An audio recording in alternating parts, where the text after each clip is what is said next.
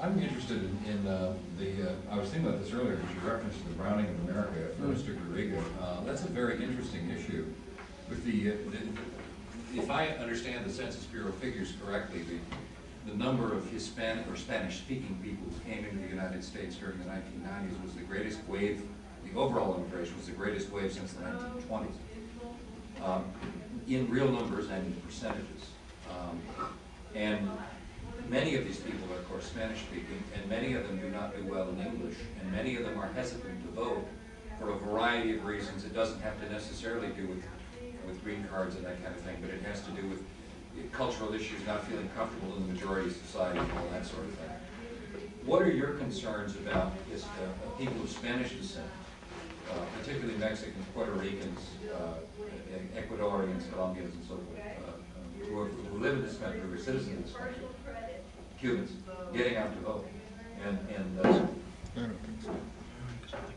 In communities with large populations of Spanish-speaking people, yes, cultural issues do prevent people from voting. I believe that's my problem. I believe we need election workers who speak Spanish. We need polling places where the signs are in Spanish. That's part of the reason why the Voting Rights Act is important. But people will learn to assimilate to a certain degree. My biggest concern and my biggest fear is my generation and my younger brothers and my younger cousins, younger kids that are growing up. They're growing up to think that voting is for, voting is for white people. That's the way they're growing up, and that's what scares the hell out of me. Are you saying that they think that it's acting white to vote up? Yes, vote? yes I am. Okay. I'm saying it's acting white to vote. It's acting white to read. It's acting white to go to school. To read in English or just to read? To read a book. I can go a walk down Grand Avenue reading a book, and people will harass me to death. And that also, a lot of things piss me off, but that pisses me off.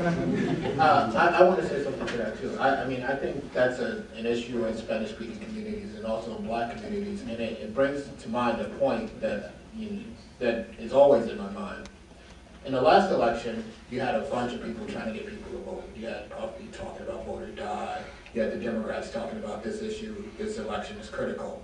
And one of the things I think that prevents some of the young people from voting is that when you get them to vote, the way you get them to vote is by emergency.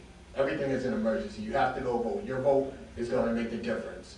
But when they are not taught that, they're not taught anything other than your vote makes the difference. When they go vote and they lose, because elections are about, it's win or lose instead of elections are about participating. Elections are about advocating for your rights or anything that elections really should be about.